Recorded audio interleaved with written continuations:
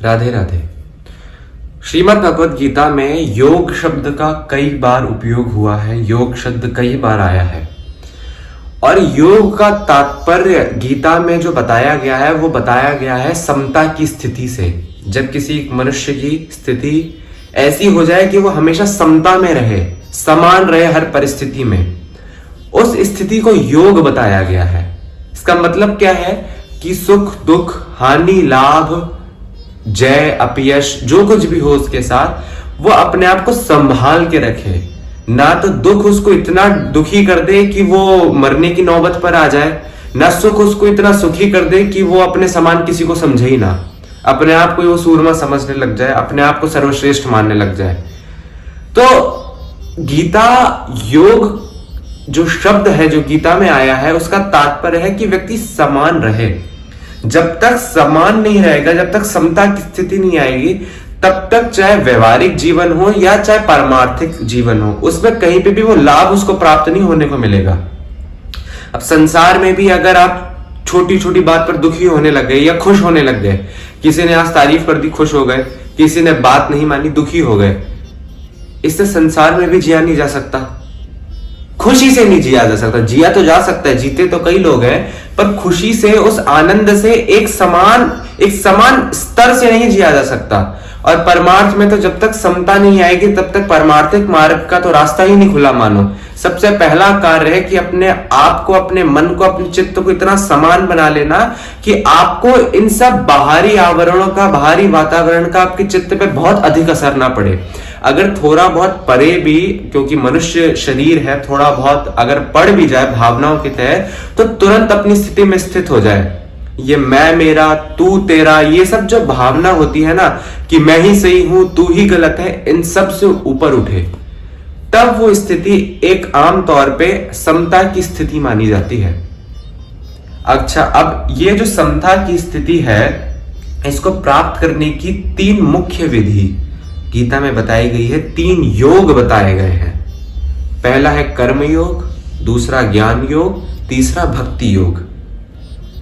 अब मनुष्य है, मनुष्य का शरीर है, संसार का दिया हुआ शरीर है, प्रकृति जनित वो शरीर है। जो भी बाहर का वातावरण होता है प्रकृति में, उन सब से पूरा प्रभावित होता है शरीर।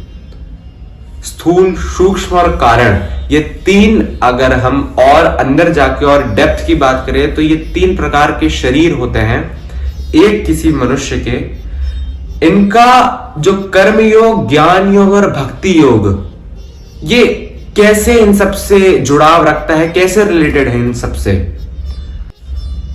ये बात समझने की है कि ये जो तीनों प्रकार के शरीर हैं या एक मनुष्य का शरीर है, इसका प्रकृति से एक अभिन्न अंग है। ये एक संसार से एक बहुत जुड़ाव है इसका। तो अगर वो अपना शरीर या अपने आप को सेवा में लगाए, संसार की उपयोगिता में लगाए, तो वो कर्मयोगी है, बिना बदले में कुछ चाहे। क्योंकि संसार को एक ही चीज प्यारी है संसार के लोगों को कि उनकी सेवा करो। अगर आप संसार के काम आ रहे हो तो संसार आपके काम आएगा। यहाँ पे तो लेन देन का मामला है कि जितना आप दे रहे हो उतना आपको लेना पड़ेगा और जितना आप ले रहे हो उतना आपको देना पड़ेगा। यहाँ पे सीधा हिसाब ये चलता है कि कर्म योग उसको कहा गया है कि जहां पे आपका शरीर संसार की सेवा में लग रहा हो, सेवा में लग रहा हो, किसी व्यक्ति की, किसी पशु की, किसी में भी।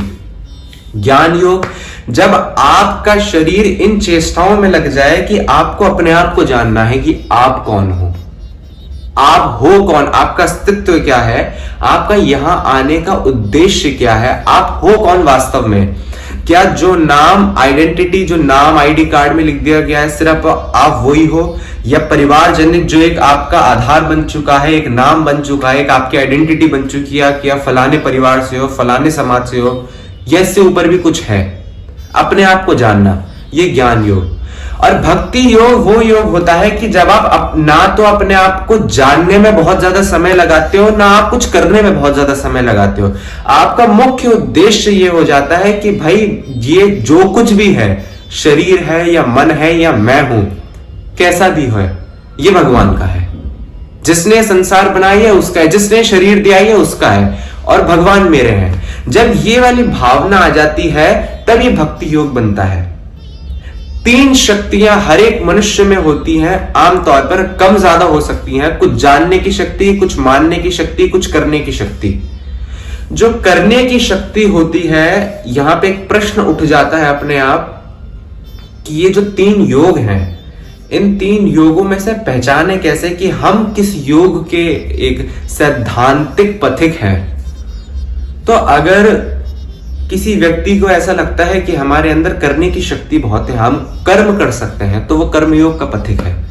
अगर किसी को ये लगता है कि मुझे जानने की शक्ति अधिक है, तो वो स्वयं को जान सकता है। अंत में चाहे आप साइकोलॉजिकल फिलोसॉफिकल लेवल पे भी जाओ, तो अंत में यही बात आती है कि, या शुरुआत में यही बात आती है कि आपको पहले खुद को जानना है। फिलोसॉफी की या साइकोलॉजी की पढ़ाई में पहला ही चैप्टर होता है कि आप अपने ब्रेन को जानो, अपने आप को जानना शुरू करो, उसके बाद आप दुनिया को समझोगे। तो जिसमें जानने की शक्ति वो ज्ञान मार्ग का पथिक है। और अंत में जिसके पास ना तो जानने की इतनी तीव्र शक्ति है, ना कर्म करने की उतनी तीव्र शक्ति है, पर उसमें मानने की शक्ति है, उसके लिए भक्ति योग है कि भाई भगवान मेरे हैं, मेरे को इतना पता है, मेरे से नहीं हो पा रहा कि मैं अपने आप को जानूं, ना मेरे में इतनी बुद्धि है मैं अपने आप को जान सकूं, ना मेरे में इतना सामर्थ्य है मैं कि कुछ कर्म कर सकूं। तो वो भक्ति मार्ग का पथिक है कि भाई मैं मान सकता हूं, जो संतों ने बात बताई है, जो भगवान ने बात बताई है ना, मैं उसको मान सकता हूं, भगवान को अपना मान सकता हूं, और मैं भगवान का हूं ये मैं मान सकता हूं। इन तीनों ही मार्ग से वो योग शब्द, जो योग का अर्थ गीता में आया, पूर्ण हो जाता है। किस मार्ग से कितनी जल्दी वो अर्थपूर्ण हो, ये व्यक्ति के ऊपर निर्भर करता है वो कि वो कितनी तेजी से लगा हुआ है।